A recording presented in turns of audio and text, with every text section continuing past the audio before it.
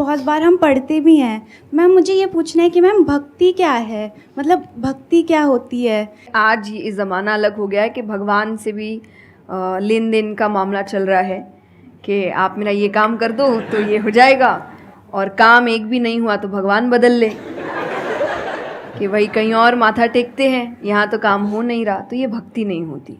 तो एक तो जो परसेप्शन भक्ति का बन गया है कि भजन कीर्तन पूजा पाठ कर लिया और भक्ति हो गई। भक्ति का असल मीनिंग है सरेंडर, समर्पण। और समर्पण व्यक्ति कब करता है? जब पहला चीज़ विश्वास होता है कि वो जो भी करता है वो सही करता है। मुझसे कई बार लोग पूछते हैं कि आप बहुत ज़्यादा डिप्रेशन में नहीं जाते, या कोई आपने सब कुछ देखा है, चाहे स्ट्रगल है, इंसल्ट है, रिजेक्शन है, हर फील्ड में हर चीज़ होती है।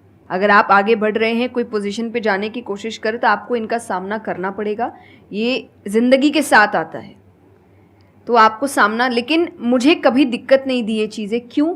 क्योंकि जो मैंने कहा समर्पण, मुझे पता है कि एक ऐसी शक्ति ऊपर बैठी है जो मेरा बुरा नहीं चाहती।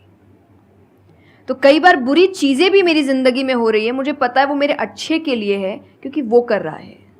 तो ये समर्पण, ये भक्ति है। तो ये आपको हारने नहीं देती। क्यों हारेंगे आप? क्योंकि आपको पता है ना कि वो हारने देगा नहीं।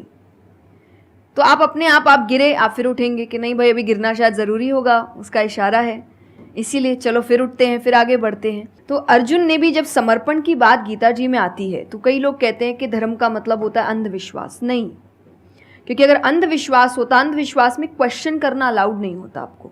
गीता अगर सिर्फ भगवान की बात होती तो 2 पन्ने में ख़त्म हो गई होती।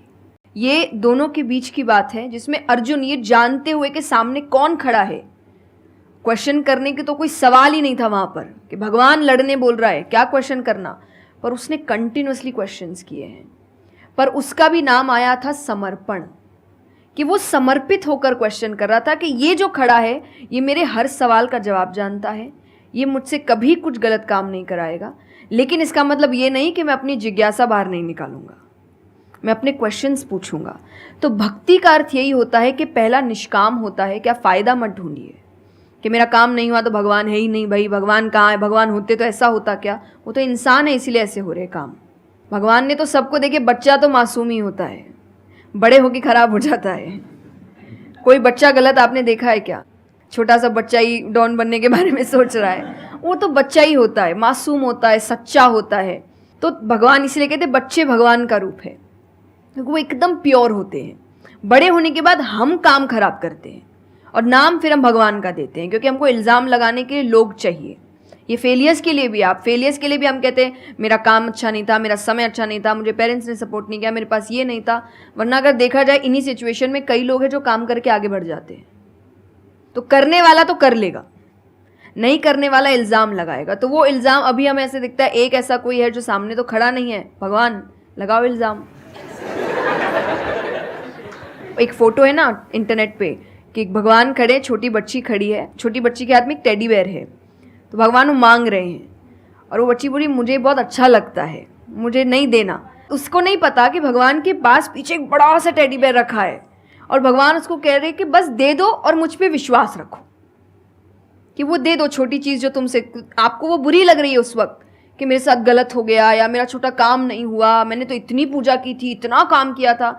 शायद तुम उस काम के लिए नहीं बने हो, तुम और बड़े चीज़ के लिए बने हो। तो निष्काम क्या है कि आपकी भक्ति निष्काम है, स्वार्थ से नहीं बनी है, तो भक्ति आगे बढ़ेगी। दूसरा सरेंडर, कि मेरे हर सवाल का उत्तर सिर्फ उसके पास है। तो ये 2 चीज़ें भक्ति बनाती हैं।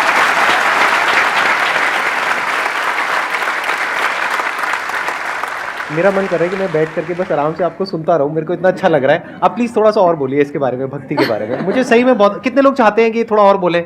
हाँ, क्योंकि इनसे अच्छा कोई नहीं हो सकता इसके बारे में बोलने के लिए। मेरे को पता है आपके पास में और बहुत कुछ है बोलने के लिए, थोड़ा सा प्लीज़ और बोलिए। ये 2 चीज़ें जो भक्ति में, तीसरा हम जब करते हैं सत्संग,